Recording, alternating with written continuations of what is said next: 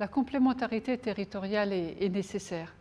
On a trop accusé les métropoles de jouer un rôle d'aspirateur vers les villes-centres qui les portent et de ne pas s'occuper du rural ou des autres territoires avec lesquels elles interagissent.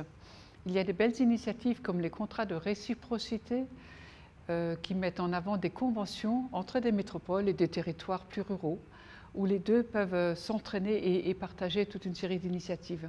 L'exemple précis que je peux vous donner, à l'Eurométropole de Strasbourg, nous travaillons sur le projet d'un réseau express métropolitain. Autrement dit, plus de cadencement des trains. Mais cette thématique dépasse le périmètre de la métropole, puisque le train vient au-delà du nord et dépassera dans le sud de la métropole. Et donc nous avons intérêt à nous coordonner avec les élus de l'ensemble du territoire pour réussir ensemble ce réseau express métropolitain.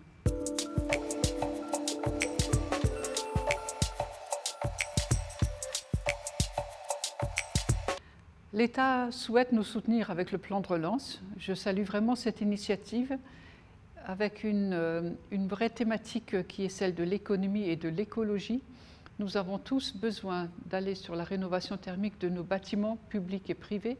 L'État peut nous soutenir, promet de nous soutenir sur la thématique des mobilités. J'aimerais encore plus de soutien sur le photovoltaïque, par exemple, sur la politique des énergies renouvelables. En tout cas, nos projets sont prêts, les plans de relance sont prêts et nous sommes prêts à les remettre au gouvernement dès qu'il le souhaite.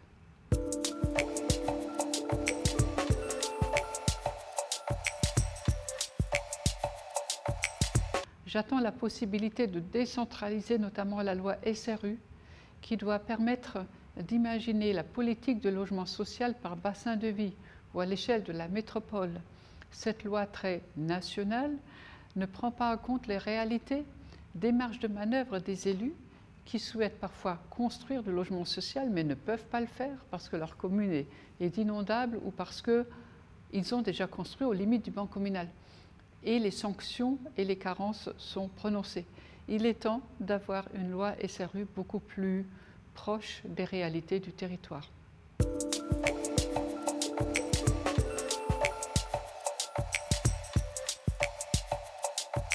La crise sanitaire a montré les limites des villes trop denses, trop urbanisées, qui ne permettaient pas forcément le lien social ni l'entraide. C'est beaucoup plus facile quand on imagine un territoire avec plusieurs polarités, plusieurs bourgs-centres. Et donc ce sont des schémas sur lesquels il est intéressant de réfléchir. Ça réinterroge l'habitat, ça interroge la qualité même des appartements et la taille des appartements. Ça interroge la question de l'autonomie alimentaire et les métropoles se sont posées cette question. Quelle autonomie alimentaire au niveau de la métropole? Les résultats sont très très inquiétants. Et donc je prône par exemple que des zones d'activité économique soient converties en zones d'activité agricole pour simplement nourrir les centres urbains.